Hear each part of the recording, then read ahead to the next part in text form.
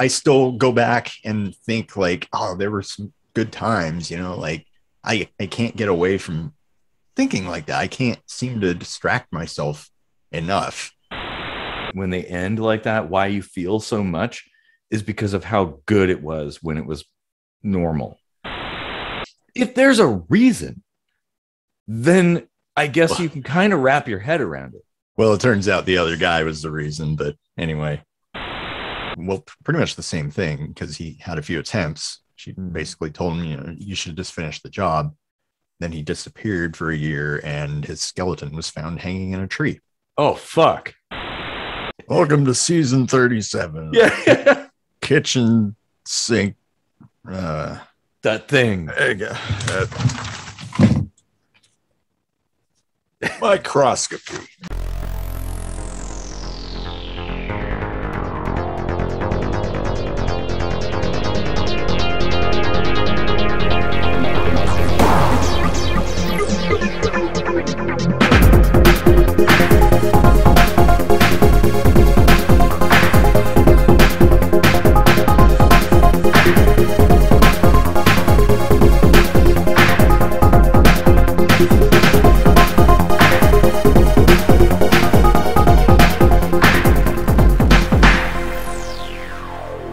Welcome to another drunken episode of Kitchen Sink Microscopy. I am Casey Rochefort. Yeah, that's right. And there's a thing that you need to do. 3 things. Oh, yeah, like and share and subscribe to the channel. Yeah, and I'm Erik Rochefort, or wait, Casey Rosenblatt, or wait, hold on. I'm Erik Rosenblatt. That's it. Yeah. That's it. Better have some more beer. I think I might have talked over you in the beginning, Casey, but that's fine. I'm sure it'll be a little thing that we can have in there. Hey, we write our own music. Casey and I, we've written music together. We've written music on our own. We got lots of music. And if you stick around to the end of the episode, there's going to be a part of a song you probably have never heard before that we wrote, and you can get definitely. Oh yeah. And in fact, I have a perfect song in mind, and it's super awesome, and you'll definitely love it. So yes, nice. Stick around to the end. Yeah, exactly. And we have every episode has like a completely, most every episode has a song that is all new and fresh. So yeah, you can get that out there on the interwebs, like where iTunes and Spotify and stuff. You can also, if you're Amazon, Google. Yeah, you can go to patreon.com/KSMVidcast. You get like a whole bunch of perks for signing up and helping fund this cheap ass show. And you get music too as a bonus and stuff. Yeah. So yeah. Well, Casey, I think I've rambled on long enough. What's a good subject to talk about tonight? Ramble on. I think, well, not that song, but the song I was speaking of earlier, One Last Kiss, was written about kind of a black hole relationship, and I thought it would be kind of a good topic to maybe discuss, like why people get sucked into these black hole relationships, like toxic situations, off and on relationships, abusive relationships, the wrong types, the red flags, all that stuff. Like, yeah. Ooh, man, that's a pretty good topic. I mean, this is something that we could probably end up kind of revisiting with a guest. Or, I mean, you and I could probably, interview each other too, and I'm sure we'll tell our own stories, because I've got some interesting ones, and I'm sure everybody else out there has it, and that's the thing. It's like, you're not alone if you're going through a hard time in a relationship. We all have, and I have many times. Like, oof, Jesus, if I had a nickel for every bad relationship, I'd have 1 Bitcoin probably at that point. Now, this is a time-based thing. So, currently that's a lot of money. Back in the past and maybe in the future, it might not be. So, the date people watching back in the past. Yeah. It's 16 November 2021, so keep that in mind. Yeah, like this is a really, really good subject, I think, to talk about. I mean, wow, where to begin? Well, yeah, like it's always hindsight being 2020. Mm-hmm. You know, you look back and say, I should have seen the signs, and your friends usually will be the first to jump on and say that, you know, they saw it. Oh yeah, I told you so. Yeah. And they maybe they do, and you know, rose tinted glasses, essentially, right? Mm-hmm. On the inside looking out, things look perfect, and maybe you, as the person entering a new relationship, might detect some of these things. As more so as you get older, you start to be able to recognize things, very subtle things, even very easily. But as a noob, you know, maybe like in your teenage years, you're not so skilled at that.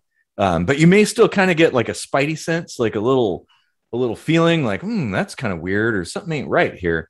But because there's other good things, like some of the other things are good, you're willing to look past, like, well, it's not that big of a deal. Okay, maybe he's a felon in the past, and it's okay, I can change him. That's one of the big mistakes people make in relationships, by the way. So and you know, I think what happens, you know, in these situations is people are willing to dismiss some of the negatives because they're paying attention to the positives, and they're like, oh, you know, well, hey, the sex is good, or oh, well, you know, I like the kids, or you know, they have lots of money or something. Okay, well, yeah, maybe they hit their cat or kick their dog or something, but oh, well, that's just a little thing. And you might look past these things, or little hints. Really, a lot of times it's very subtle things. These little, maybe somebody says something or does something that kind of gives you raises a red flag, I guess. And so, but the longer you look past it, the more inside the relationship you are, the more committed you are to it, and it gets harder and harder to step outside and you know, maybe pull yourself out and look at it objectively. And I think people are also very inclined to fall into that fallacy, the sunk cost fallacy. Like, oh, well, I've already put in a year or 2 years, or we've already done this, or I was just going to say that, actually. Like, I think I've been guilty of that plenty of times, because so I've got like an anxious attachment style. You know, there's like anxious, avoidant, and then secure, somewhere in the middle. Mm-hmm. And I'm definitely on the anxious side. And usually that means I try to see only the best qualities in a relationship, which is it's a good thing, like to look for the best in people in general. No, it is good. When things are going great and you're with like an anxious person, like you kind of feed off that together. And that's what happened in my last relationship, I think. Mm-hmm. Is that we were both being so perfect for each other that it just got out of control. But the weird thing is, like, as soon as the switch flipped or whatever, it was almost like she was avoidant and like cold and only remembered the bad. And it was almost as if she never loved me at all, which, I don't know, like, I find myself wondering, like, was it all a facade? Like, what happened here? Like, you know, like, yeah, that kind of thing does make you wonder, and it kind of makes you think about your own self, like, what's wrong with me, you know? Like, or was it all a lie or something? And I mean, we're talking about emotions here, so I don't think it is necessarily that it's a lie. I think people deal with things in different ways, and maybe for some people, when they reach some kind of tipping point, the only way to deal with grief is to shut it out entirely, and to shut down, kind of like go dark.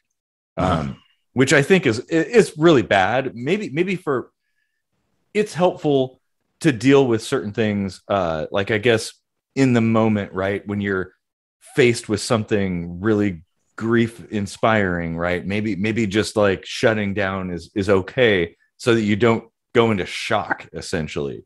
But extended, yeah, I don't understand that. And when it comes to relationships, like, and I'm talking, what I said before is like about circumstances, right? Somebody, the soldiers knock on your door and they're like, oh yeah, hey, your son's dead in battle or something, or cop knocks on your door and says somebody's dead, or you get that phone call, Dear John letter or something. But or your house burns down, man. But when it comes to people, like your relationship, if everything has been fine, like as a partner, you have to consider the other person's feelings too. Like, sure, you have to take care of yourself, but you also should at least be considerate of the other person, and maybe not treat it like a binary situation where it just like it's either all on or all off. Right. Because that hurt the worst. Yeah. Like that's a palpable pain. Like I still have chest pains thinking about it. Like, yeah. Oh, and randomly throughout the day, it hits you, and you're just like, ooh, man. Yeah. It just, it's almost like it just doesn't stop hurting. And that really sucks. Now, of course. But like, I still go back and think like, oh, there were some good times, like I can't get away from thinking like that. I can't seem to distract myself enough, to like get moved past it. And I feel like that's a black hole situation. It kind of is. And now this may not be much of a consolation, but the reason things feel so bad is that, like, when they end like that, why you feel so much is because of how good it was when it was normal. Yeah. There was so much good, and that loss it's like losing a loved one, essentially. Well, yeah, I did lose 3 at once. Well, and in your situation, it's like it really, I can totally feel it. Like, I personally have for you felt the same kind of pain. Yeah. Like, I not being able to have kids and having that hope of having kids and having that yanked away from you for like seemingly no reason too. That's the other thing. It's like, if there's a reason, then I guess you can kind of wrap your head around it. Well, it turns out the other guy was the reason, but anyway. And I didn't even tell you. I didn't even tell you the thing that she said to me right before I finally just said fuck it and just got pissed off and blocked her. She told me to go finish the job, as in kill myself. Wow, dude. Yep. Okay. Like, that's pretty fucking low. That is. And it tells me, like, yeah, you never fucking loved me, because, like, I might be pissed at her and, like, really not like her, but I wouldn't do something like that to her. Like, no, and here's the most troubling thing about this. If you're in a state of dismay or hurt or whatever, saying that to somebody might actually encourage them to do it. Yeah. It has happened in the past to other people. Yes. So I've been in a relationship where the girl was, it turns out she actually ended up getting diagnosed with something. I'm not going to go into too many details and stuff. But she actually told her half brother to do that. He was going through some drug problems. She told him he should just go, well, pretty much the same thing, because he had a few attempts. She basically told him, you should just finish the job. then he disappeared for a year and his skeleton was found hanging in a tree. Oh, fuck. Yeah. So that shit is real. Yeah. Like you don't play with somebody's emotions, like that. Yeah. Oh, that's with you the rest of your life, Well, and I would wonder, what's the difference between that and like literally picking up a gun and shooting somebody in the head? Like, because that person might be a powder keg, right? So if you throw a match in there and you're like, whoa, it exploded. That's not my fault. It's the powder keg's fault.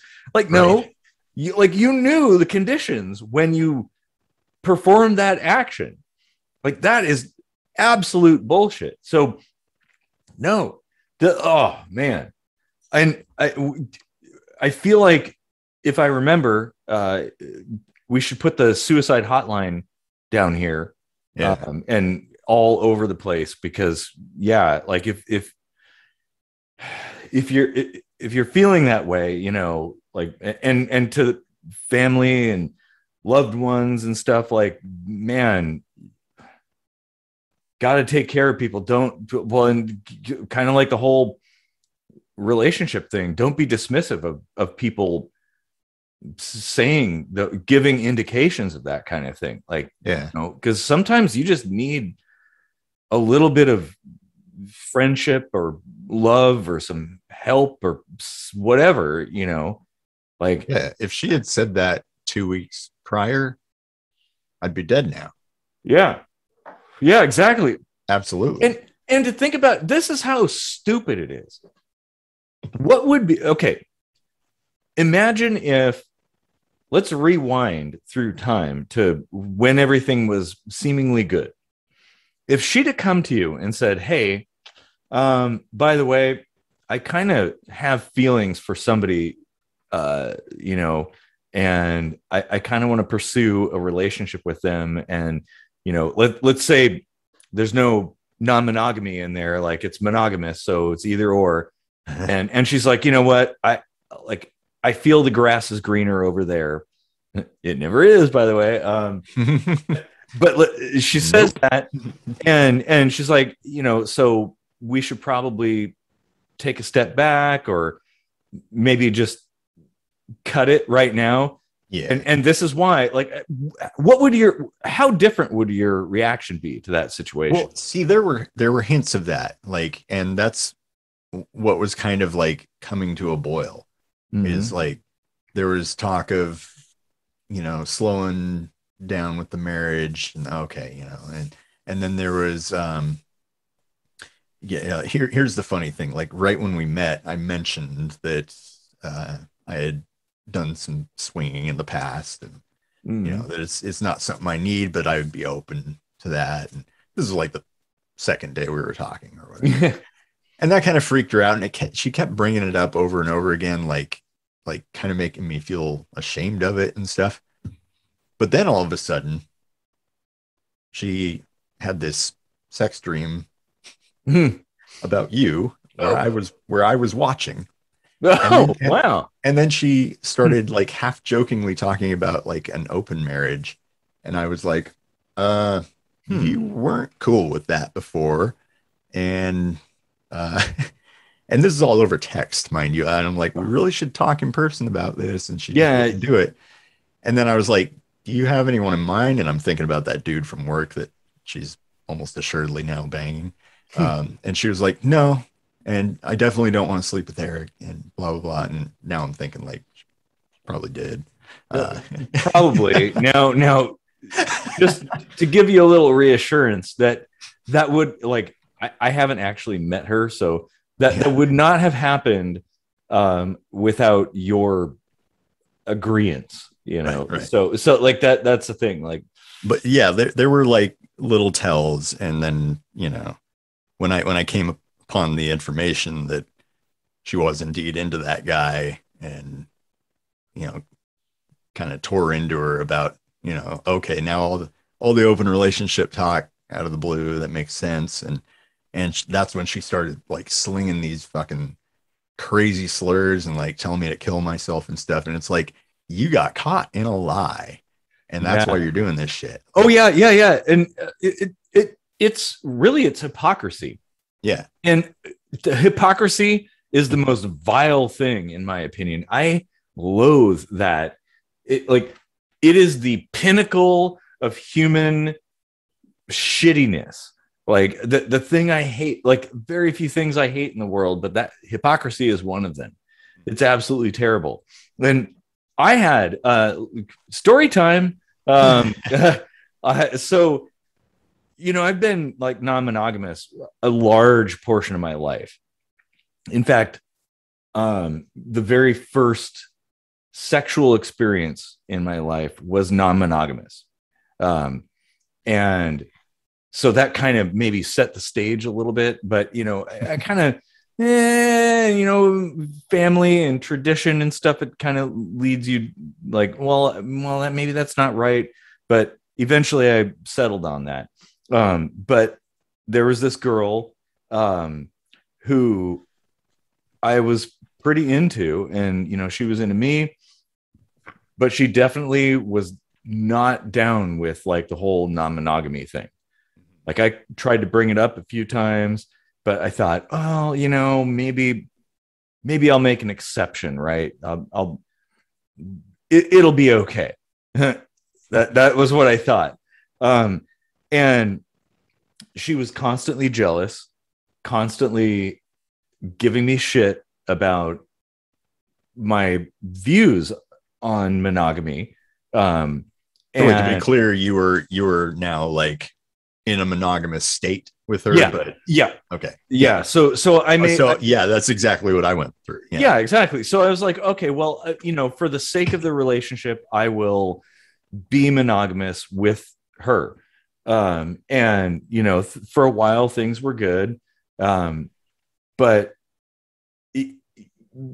she had a problem with friends of mine who were female, which is like, God, really, you're going to get all bent out of shape over somebody from 20 years ago that is my friend now? Like, oh, come on. And to the point where it was like she was screaming at me, and on the drive back, she like jumped out of the car and was going to walk home. On River Road, no less. Drama. Like that was kind of the beginning of the end, I think. But okay, so long story short. Oh wait, no, short story long. So she found like my OkCupid profile, and I had mentioned that I'm poly, and she got all whacked out over that and was and like big old argument and stuff. And I thought we'd resolved it.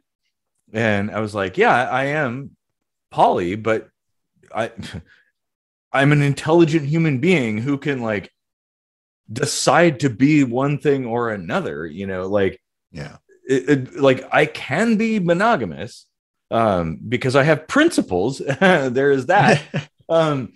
And so after a while, well, I don't know if I should tell all of the details. Well, okay, so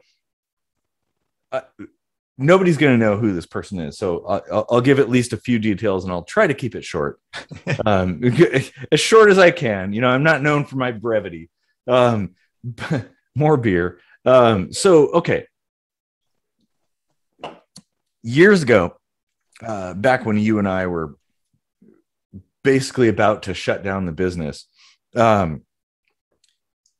she went, apparently there was somebody who was supposed to be dog sitting, or she was supposed to dog sit for, that was going to be gone for a while. It's like, oh, I have to dog sit for this person, so I'm going to stay at their place and blah, blah, blah. And, I thought, okay, well, whatever, that's normal. So days go by. It was like a 2-week kind of thing or something like that. Days go by, and everything's fine. We're kind of like messaging throughout the day and everything. And then one day, it was the day I went fishing with my dad and my brother. I was messaging her, and she never responded the entire day, like at all. And I'm like, text her like, is everything okay? Because I'm that shit drives me nuts because I'm that anxious type. Well, yeah, I was like, well, did you get in a car accident or something? Like, what happened?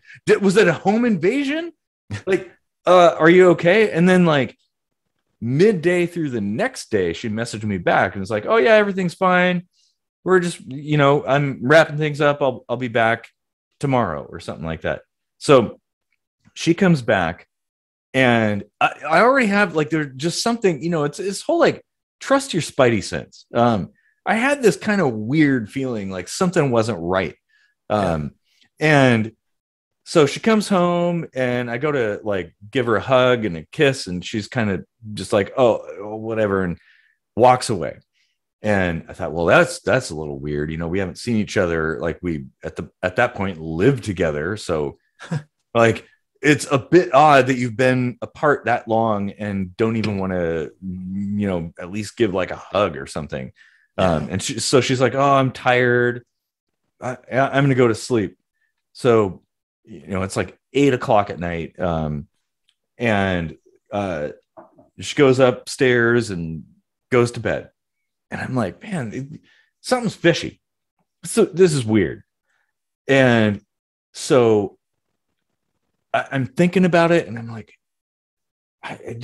there's like, looking at it mathematically, like things don't add up.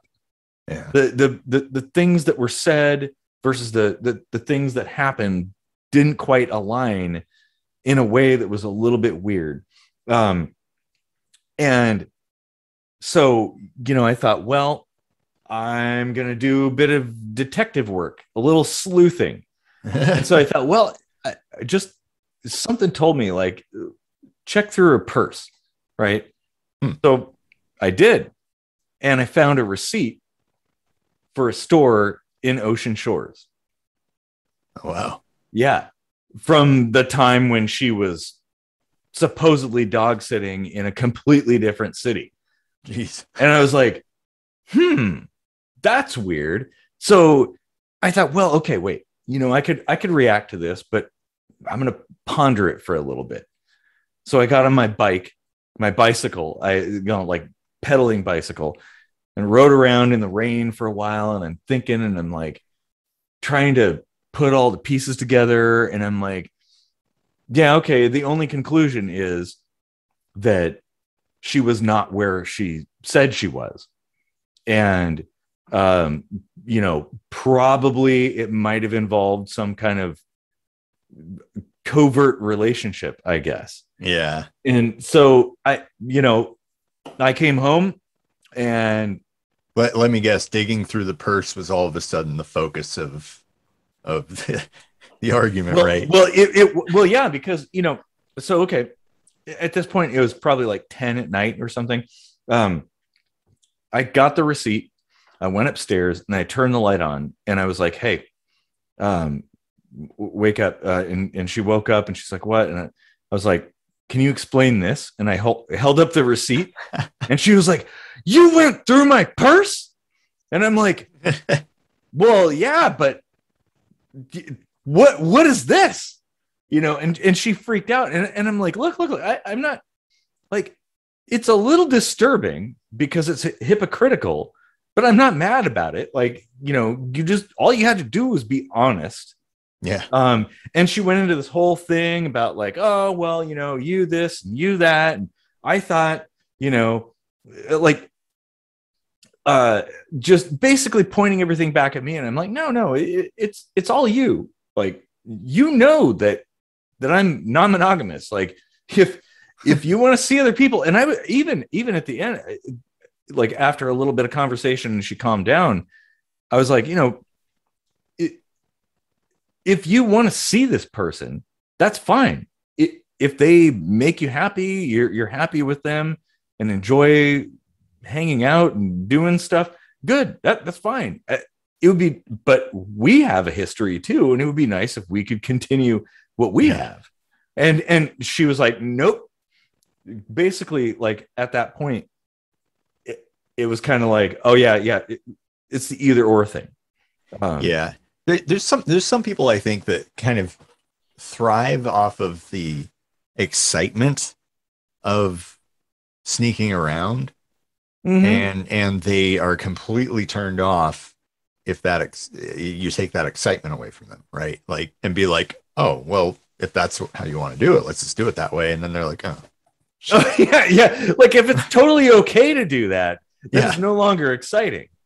exactly. Yeah, like the the person I wrote the song at the end of the episode about, that the person I wrote that song about, um was kind of an on again, off again thing, very secretive, would just suddenly be like, we can't see each other anymore. And then a couple weeks go by and she reappears, Uh, and like, it's pretty obvious what's going on there. It's kind of like, and then, like it's not on the up and up, essentially. yeah, and she would like reach out to me like in other relationships, when I was in other relationships, and like I'd be like, I'm in a relationship now, and that would like fuel the fire. Like she would just come harder, and like, and I'm like, calm down, geez. Like it's like, how twisted you got to be to like, Well, maybe the somebody like that then you just make up a scenario that you're in a relationship, even if you're not, like yeah. just to get them off, basically. And I kind of see that it's the whole like breaking taboos thing, like like that's like a timeless bedroom fantasy kind of thing. There's a lot of those things. Yeah. I won't mention my things. Well, it's one thing to like make a fantasy out of it. It's another to like try and manipulate somebody's life. Well, exactly, Entirely. because again, there might be other people who are impacted by that, and you have to consider that. Yeah. Now, a lot of people can't see the difference between those. Maybe they're not able to do it in a fantasy setting. It has to be real or something. Yeah. And that really sucks, because that just creates havoc for everybody involved, including one's own self. So, man, whew, Yeah. Jesus, wow. Yeah. Like, people like that are walking red flags, and yet there again, there's that black hole situation where like I still answer the text, for some reason.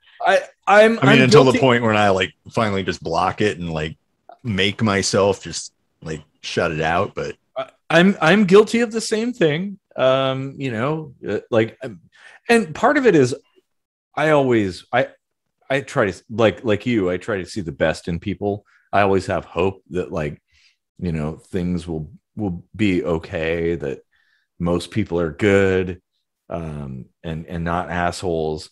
And maybe there's a sneaky side of me that kind of enjoys subterfuge or something. So like, I don't want to necessarily give up on that, but the important thing is to consider other people. Like if you're seeing some woman that's like essentially cheating on her partner, you got to think about that guy or that girl or whatever, like whoever they're with, and their feelings too. Like, yeah. you're complicit in that. However fun it might be in the moment, that other person, is going to feel that effect at some point. Yeah. And so how much fuel do you want to throw on that fire, I guess? Yeah, my most recent ex or whatever, that with her coworker, when we first started talking about how it was kind of bothering me, she was like, fine, I won't talk to him, he's not even a friend. And I was like, well, I mean, like, you work with him, I'm not telling you who your friends can be or not, but I'm just like, and she kept like trying to guilt me, like I would never cheat on you or whatever. And I gave her the benefit of the doubt. I'm like, I know you wouldn't, I'm actually considering his feelings. Like, Yeah. If you're not like shutting it down, he's gonna look for signs to keep going. He's gonna be led on. Mm-hmm. Whether it's like a passive thing. Like, you may not mean to do it, but you are leading him on. But she actually was doing who knows what. Well, and exactly. But we should not allow these kinds of individual situations to damage our I guess structure, the I don't know what the word that I'm looking for is. I should probably have more beer. It's those are the situations that make you a little trigger shy about certain other situations in your next relationship. Well, that's true. Or any, like, those are learned behaviors. Like, oh, I have to be wary of other guys, you know, or, you know, like guy friends, or, you know, like, you know, or anybody stuff with like that ruins your relationships to come. For those out there who are participating in such things, consider that, you know, what damage you're doing to that person. Like, now that somebody with the same name, they won't even date. I know a lot of people who are like, oh yeah, you know, I know a Jason and I would never date a Jason or a Heather. As ridiculous as that sounds, like, I do get a twinge, because you've got those neural pathways that you can't help but be reminded. Yeah. When every time you hear the name or speak the name, you know, like, that's why a lot of people won't date someone with the same name as their parents, you know, because that's just weird. Like, yeah, exactly. It brings up the entire history of your experience with somebody with that same name. Or your own name. Like, I've got a unisex name, so there's Casey's out there that I've seen, and I've been like, well, you're cute, but your name's Casey. Oh yeah, I mean, I get it. I guess the solution is to do what I do and have like numerical, like, so from like Gen 1, Gen 2, Jens and Melissas and yeah, there's like I could just change my name to what my dad wanted to name me and go by Agamemnon. Oh, dude, that'd be badass. Oh man. So if I change my name to what my mom wanted to name me, I would be Christopher Robin. Like, how silly of a name is that? I mean, maybe my birth mother was going to name me Brandon. Oh, jeez. Do I look like a Brandon? No. I look more like an Agamemnon, for sure. Especially now. Yeah. Now, if you just had like, if you had like a helmet or something, like, oh, that'd be perfect. Oh man. Damn. I'm trying to coordinate all the different angles because there's so many things to consider. I guess we haven't even touched on abuse yet. No, that was what I was about to touch on. Oh, wait a minute. That's the wrong word to connect with abuse. But yeah, like abusive relationships, the whole like puppy dog syndrome kind of thing. Like, people are abused, but they keep coming back. Yeah. Like, that's something. Munchausen by proxy and all that. Yeah. Yeah. Where you like defend your abuser at all costs, and like you try to like glorify them to kind of make up for how shitty they are to you. And well, actually, you know, I won't say the relation of this person just because, you know, for privacy's sake, but somebody I know was at a party and there was a guy there who had his girlfriend there, and they got in an argument in this party, and the guy started beating his girlfriend, like hitting her in the face. Jeez. And this person who I know stepped in to defend her. He's like, what the fuck, man? You know, you're hitting her. What's going on? He like pushed him off. And of course, that turned into an altercation. And so there was some physical violence going on there, people beating back and forth at each other. And the girlfriend came and was getting mad at this person that I know and scratching his, attacking him, like, get off of him. It's like, wait a minute. A second ago, he was hitting you. Yeah. Like, and now you're defending him? Like, what the fuck? Seriously, man. Yeah. Like, I don't know. There's got to be some deep, manipulation going on there on the part of the abuser to have you brainwashed that bad, to where you think you deserve it, or they're doing it for your own good or something. I don't know what they're thinking, but I can't say I've never been in that scenario. I mean, I was in an abusive relationship, physically, emotionally, mentally, whatever. And there were, ups and downs, right? Like, there were good times and then there were bad times. And then you try to latch onto the good ones or figure out what you're supposed to do to keep them around longer, oh, what did I do that brought about this good week before the shit week comes back, and it's kind of an effort in vain, because a lot of that's just internal mental issues on their part. But and it could be a little bit of gaslighting too, where the partner of yours convinces you that you're the reason why they get angry at you or lash out. And that making you question what you've done to the point where you feel guilty for those kinds of situations, and eventually come around to the point where you think so there are people that push buttons and know your triggers, and that was one of them.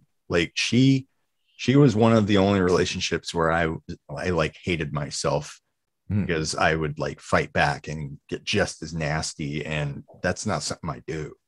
And this most recent relationship, when it fell apart, she pushed buttons the exact same way, and I was like, how did I never see this side of her? She's being I'm just gonna say it, she was emotionally abusive. She told me to kill myself, yeah. I mean, and I said nasty shit back. The fuck, why wouldn't I? I was gonna say, why wouldn't you at that point? Somebody's telling you to end your life. Fuck. Anyone who knows me, that is not love. No, that is absolutely not love. No. And you are not the cause of that. No, and I want to get this. This is like a PSA. I feel you're not the reason why all those things happen. It's the other person, and maybe it's a dynamic, right? Maybe it's a perfect storm of physics. I guess interpersonal relationships, things come together and they just create havoc. That could be, but it's not you, and you're not to blame. I mean, unless you actively cause those things. Because this is too complex after all this beer to think about. But I know people who feel really responsible for their own abuse at the hands of a partner. That is bullshit. Because they try to convince you that it is your fault.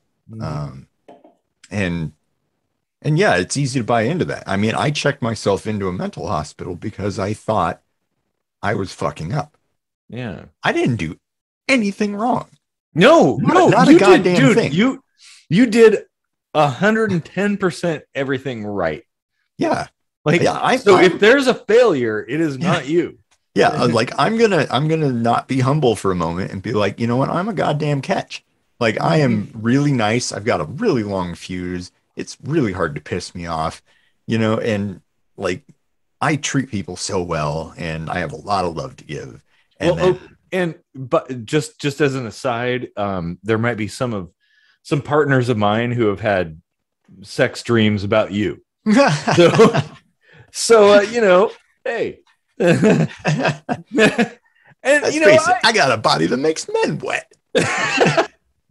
And like, upon learning that, I'm like, yeah, I could see that. Like, okay, like, Casey's like a brother to me, so I don't know about like seeing him naked and doing stuff. Like, no. But hey, it's all good. Yeah.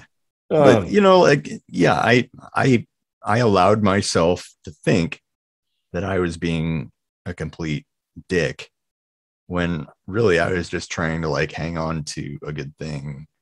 Yeah. And, I'm a hopeless romantic. And there's nothing wrong with that. Well, that makes me a target, though. Well, an easy target. That was what I was going to say. It does kind of leave your junk hanging in the wind for somebody to grab. Yeah. And there are people who take advantage of that. Yeah. For whatever reason. Not that I don't mind having my junk grabbed, but with a gentle wind on it. I was speaking metaphorically there, so gentle wind blowing on it. Yeah. Yeah. Cooling your balls. Oh yeah. Demonetized.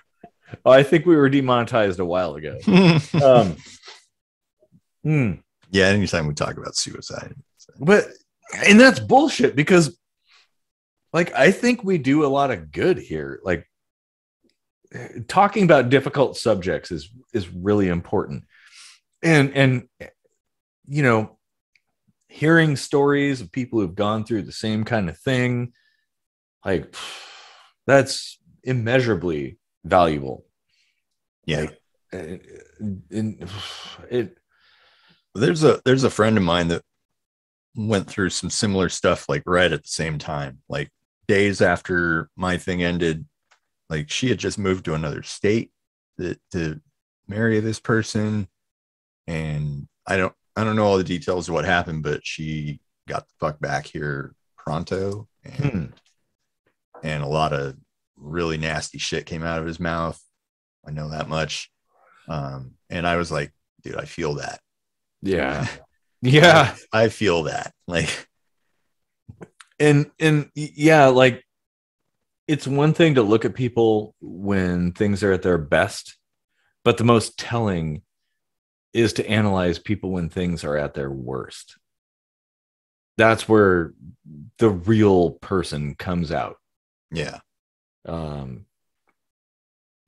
yeah. Man, wow, this is really heavy. Yeah. But the abuse thing, to go back to that, like, that is hard to wrap your head around, to like ever feel like your physical pain is justified, or your emotional pain for that matter, like to be like purposefully harmed by a person who supposedly loves you. Yeah. Like, physically damaged by somebody. Why does that suck us in? How? Like, well, and yeah, why stay around? Like, as knowing what I know now, if somebody, okay, let's say outside the bedroom, if it was the result of an argument and somebody like scratched me or kicked me or something like that, I'd be like, okay, peace out, I guess. Well, wait a minute. I remember a situation where you showed up to work covered in scratches, and we had to like drag you down to the courthouse to get a restraining order. Well, and that's why I qualified it with now. Oh yeah. Okay. Yeah. And that was what I was going to get into, because you and I are both like, this may come as a shock to the general public, but guys can be physically abused, sexually abused. It can happen. And so you and I, Casey, we both have gone through that. Yep. Physical abuse, and psychological abuse too, which I'd almost argue that psychological abuse is worse. Yeah. Well, and I've even been raped by a woman. Yeah. Well, yeah, because your body can heal, but your mind probably is never going to forget. Yeah. I mean, I'll be frank, like with my situation, like, because of cancer, I've got erectile dysfunction, so I have to take pills to do stuff, right? And it started out consensual with this person. Like, we had gone on a couple of dates or whatever, and we met at some dance. We were total strangers or whatever, and she wanted to come over to my place, and I was like, all right. And she took the train, and it started out consensual, but she got there really late. It was the last train, and I was like, all right, well, let's go to bed. And I was like, we'll wake up, go to breakfast, and I'll take you back to the train or whatever. And of course, I had taken some Viagra, so I wake up to her like fucking me. Like the pills were doing what they were doing while I was sleeping, and I wake up and I'm being raped. And Wow. And it didn't stop there. It went all night. Seven or eight times. Like, to the point where I was like guzzling whiskey. I'd go out into the kitchen and guzzle whiskey, and I was like, maybe I'll get whiskey dick. But like, and all the whole time I'm like, I can't just like kick her out. There's no trains, like we're not even near the train. Like, what's she gonna do to my house? Or like, like, I felt bad for kicking my rapist out, so I just put up with it. Well, I think we kind of and I barely masturbated for like a year after that. Like, it fucked me up real bad. So like, I empathize with rape victims because I know how that shit screws with your head. And and this is something, as somebody who likes fantasy play, I know people do like the R word fantasies. I don't want to say it too much because of YouTube. But which R word? The one you said earlier. There could be a couple different R word fantasies. Yeah. Well, the 4-letter R word. And yes, that there could be some fun in that, but in a consensual way. Yes. No, and I'll agree with that. It's down to consent. Yeah. Like, if you consent to things, if you like clearly are on board with something, then that's all right. And yeah, it's a little bit of gray. Well, it is gray because consent can change on a dime. And I used to think this was bullshit until I experienced it myself. But like, I used to hear about like, Lorena Bobbitt being like, my husband raped me. And I was like, you're married. How could it be rape? But like, now I understand, like, that was really backwards thinking. That's an example of where I changed my mind with like new information, Yeah. And that's a good thing. It is. Yeah. Like things like that, like, yeah, on the surface, you might think like, oh, well, I consented to have sex with this girl once, so I guess I just had the other 7 times coming, like, no, I wanted to go to bed and I didn't get to do that. Yeah. If somebody forces something on you, then that was not consensual. Yeah, exactly. Oh man. I've told this to friends, and I don't even remember which friends because I actually like mentally blocked out who it was so I wouldn't hate them. But they laughed and they were like, "You should feel lucky, lucky that I got raped."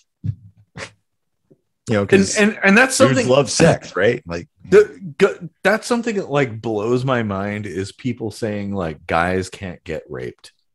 Yeah, like, that's bullshit. It's possible. That kind of, there's a whole package of assumptions in there, right? Well, first of all, a man can rape a man quite readily. Yeah. So like, yeah, right there, you've got that, but you could also have a woman rape a man with a toy, or with their vagina or their mouth, whatever. Like if you're not consenting and they do it anyway, that's a rape. Yeah. It comes down to consent.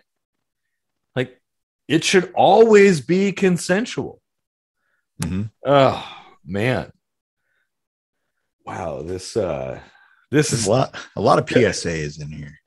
This is a very big topic. Like, I don't think we can pack this into one episode, but I mean, coming up, I definitely want to have guests on to, tell their story as much as they're comfortable telling.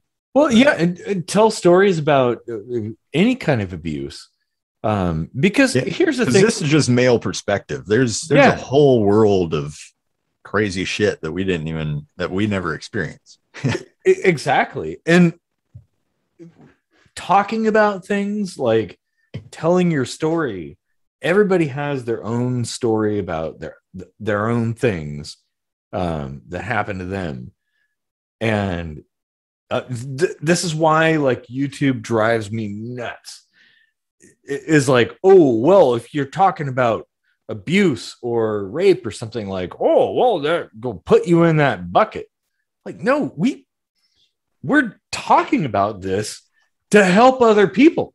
Yeah. Damn it. Like, like, I agree. We should talk to people who have gone through other things. And because there's so many stories, so many angles, so much that we couldn't possibly talk about, that we don't know. All we can do is speak to our own experiences, not somebody else's. And those people's experiences might speak to somebody who's going through it right now. There are people right now going through that. Think about that.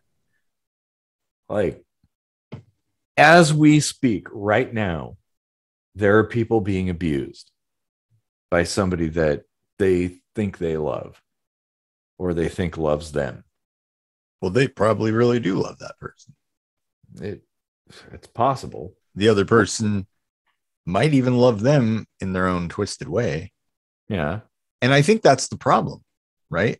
That might be the key, actually, is that you can love somebody and hurt them. Like, it's not an either or situation. No. And what if the best way to hurt somebody is to love them first?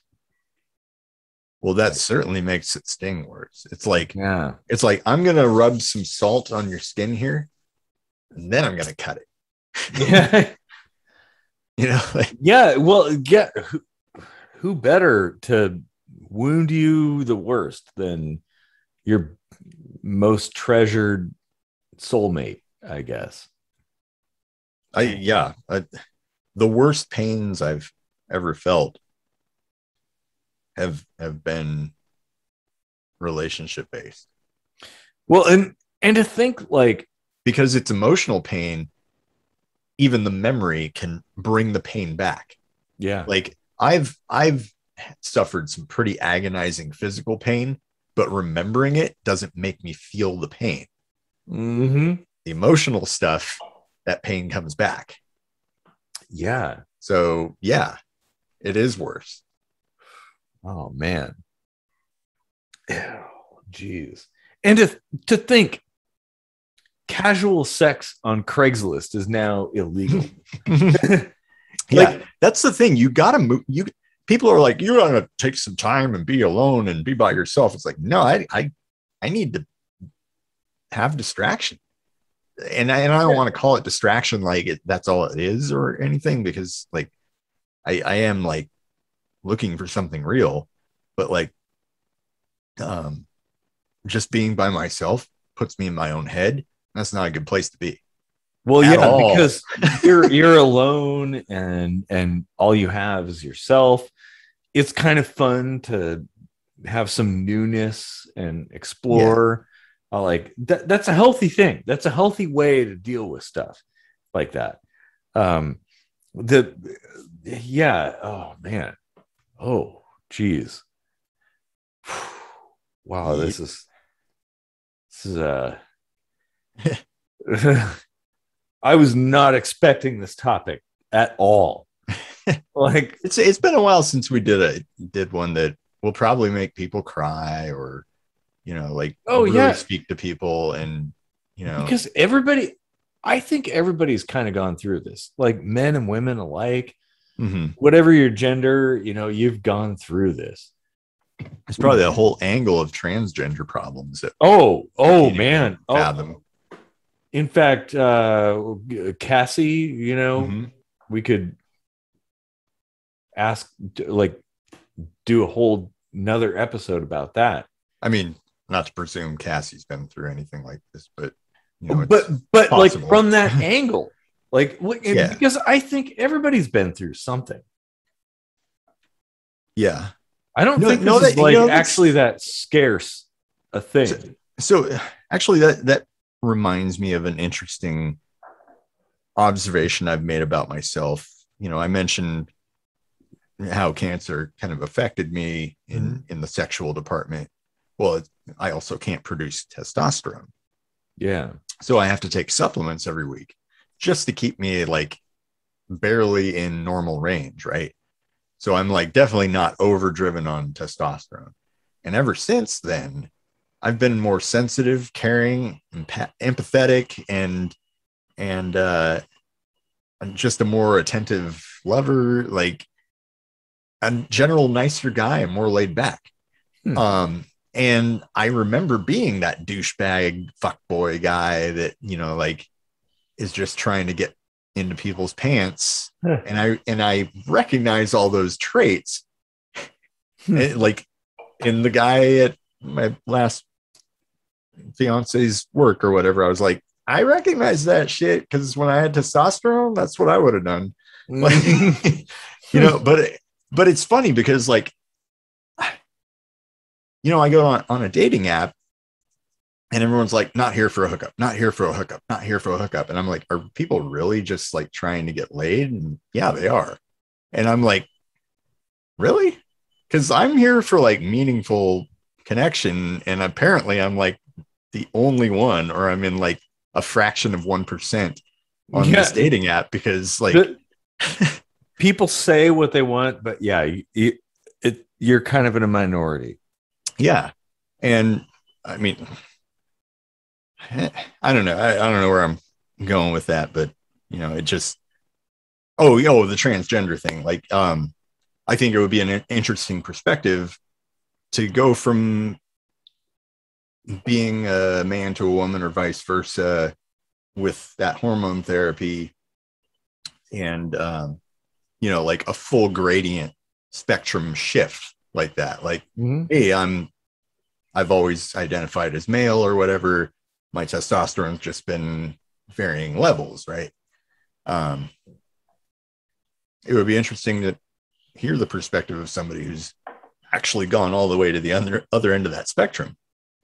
Yeah. And how that changed the way they approach relationships. Exactly. Like perspective shift, because people tend to look at things through the lens of like one thing or another. And if there's somebody who's flexible, who goes a different direction like that, that could yield like a whole different angle. And I feel like it could also yield a whole completely different set of problems from what, like in the context of what we're talking about. Yeah. Oh man, this is a big topic. Yeah, but it's like I'm learning things about. I mean, it's somewhat anecdotal, but you put enough of it together and you get data. A lot of guys are just all about nutting and that's it, right? Mm-hmm. But like, my philosophy is like, I don't come until she comes. So Yeah. You know, like that's apparently like a fantastic, like unheard of thing. Well, that's my philosophy too. And we are definitely demonetized at this point. And that's okay. No, I was just beckoning someone to come. That's all. Yeah. Come here. Yeah, exactly. Come here. So to the algorithm, fuck you. Like, oh man. Yeah. Yeah, it's, I don't know. I think, I mean, there's probably been studies on it, but it's certainly like,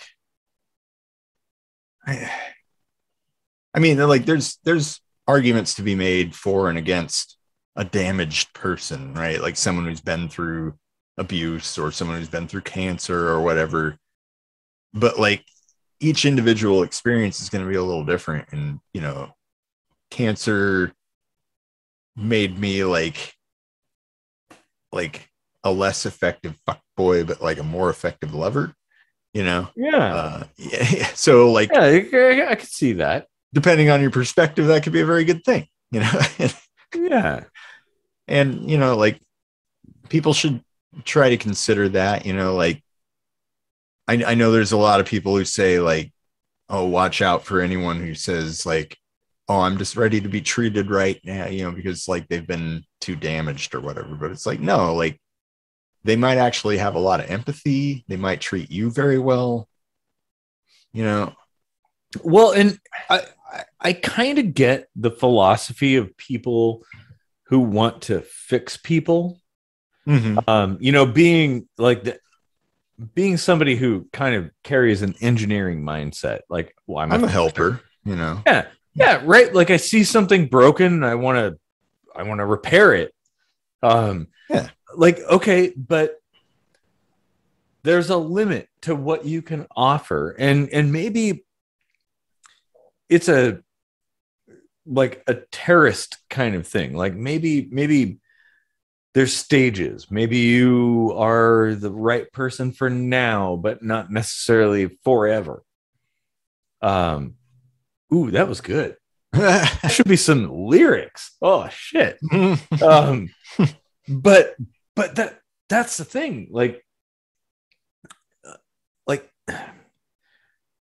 having so many people in my life who have come and gone, people who and there are people in my life, well, you're one of them, that have been there for like decades.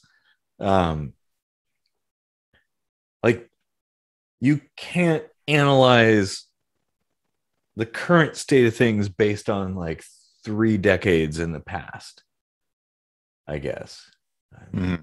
I don't know if that's making any sense. Probably have had too much beer. Well, I mean, it all culminates over time. Well, yeah, and the important thing to note is no matter how amazing you might be, and you're probably all amazing, all of our fans, all of our viewers are amazing. We love you. Like, share, subscribe. No matter how amazing you might be, you might not be capable of fixing somebody's broken state unless you're broken too and know all of those things. And I think that's kind of the pitfall that people fall into. People have to want to be fixed. Well, that's like an addiction recovery kind of thing. Yeah. Yeah, exactly. Like, there's a certain pattern of behavior where it's like someone might be wallowing in how much their life sucks, but they're completely avoidant in any offer to help or make things better or just be supportive. They're like, no, there's nothing you can do. Whatever. Fuck it. It's just terrible. You know, like, all right, well. And that's a discrepancy based on like understanding. The person going through things, understanding what is necessary to solve things, and the person hoping to fix things, knowing what is required to solve the problems of the person who's broken. Like, I don't think those coincide actually all that often. There's a lot of Jesus-y people who think they do. I think they're probably wrong. Y'all motherfuckers need Jesus. I mean, you know, I don't want to go down the whole Jesus path, but faith and religion does kind of bring certain kinds of people peace. Like, and maybe might give it, because here's the thing. If you're dealing with something difficult, having a reset, having a like ground state where you can like zero everything out, start again, refresh anew, can be beneficial. Like, it just strangely happens that religion tends to be the things that people gravitate toward. I don't get it. But I don't either. But you know, hey, whatever floats your boat, honestly. Like, whatever. Well, it's the easy answer, right? Yeah, well, that's true. Yeah. Like, because it doesn't revolve around like logic or reason or anything like that. Yeah, like, be like, what's the answer to the universe? 42. You know? Yeah. Yeah, it's a nice, neat package. Well, that's more logical than religion, in my opinion. Not to disparage people who are religious, like, whatever. But oh man, I think we've wow, this is deviated a bit, but it's honestly like kind of relevant. It is, yeah. I mean, part of black hole relationships are the bad things and the good things, right? Like, yeah, it's the things that keep you sucked in, but it's also the things that crush you. Like, well, and that's one of the things is like knowing what that limit is and knowing when to GTFO. That's the important thing. Like, knowing when you've reached your limit and you just have to peace out. And I don't think anybody has the tools from birth. Like, we're not dispensed that information. That's not part of the school curriculum to figure those things out. So we just have to figure it out and sort it out on the fly. And humans aren't necessarily good at doing that. Mm-hmm. But one thing humans are good at doing is getting together and having conversations like we're doing now, like talking things out, having a sit down. Like, and some humans are also good at putting thoughts like this into a song. Maybe like the one you hear, Coming Upon the Breeze. Ooh, that's a good one. Yeah. Oh, it's coming. Oh, it's gonna hit you like a freight train. Here it comes.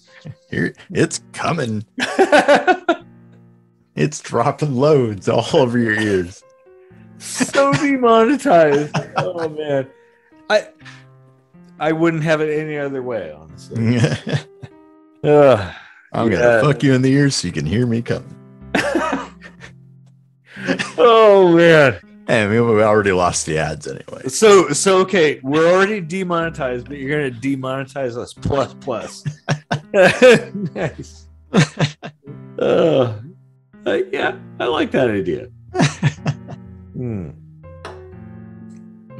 Man. Well, if you've got stories about black hole relationships or abuses that you've endured, you want to come on the show, let us know, because there's plenty more to talk about on this.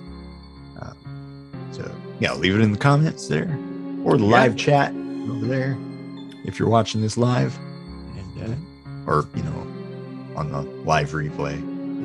We're not live. Yeah. The on-air sign isn't on. So.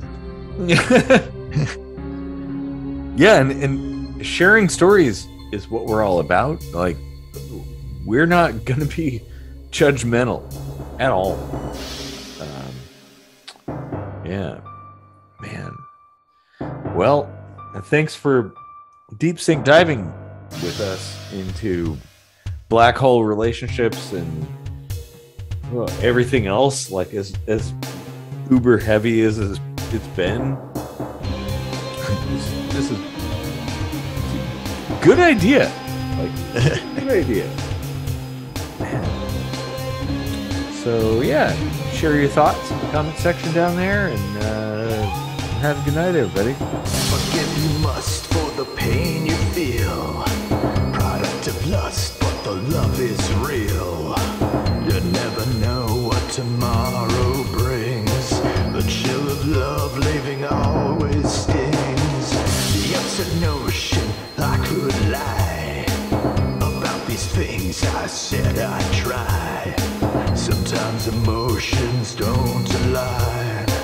Worry you not, or I'll be fine. I'm giving you one last kiss. Perhaps we would see an end to this. And now there's nowhere that we belong. We're just a chorus with no song.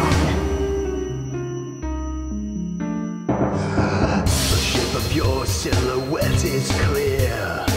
Until tomorrow when you'll disappear.